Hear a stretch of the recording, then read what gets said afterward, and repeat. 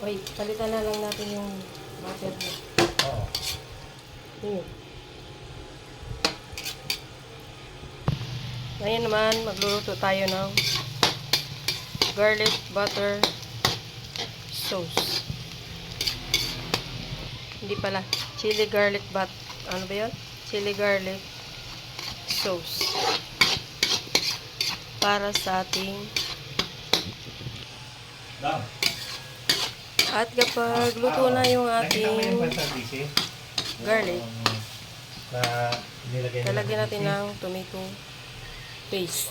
Kasi daw nagreklamo sila pambira. Ha?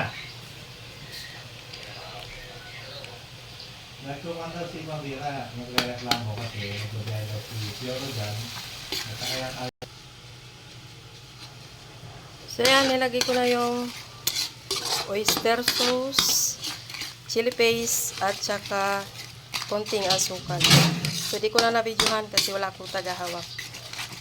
So and then, iano na lang natin ito siya. Pakuloyin at timplahin. So pagka okay na siya, lalagay na natin yung surprise natin.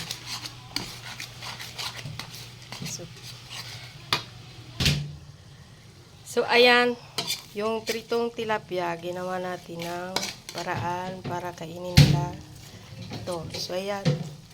So niluto ko siya sa, ano kasi tawag dito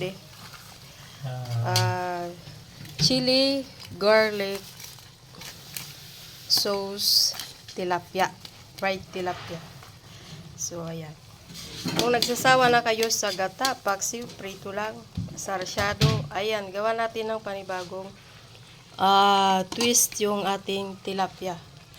Panigurado magugustuhan to ng mga anak natin kasi matamis-tamis siya at medyo maanghang. So yun lamang ang ulam namin ngayong tanghali.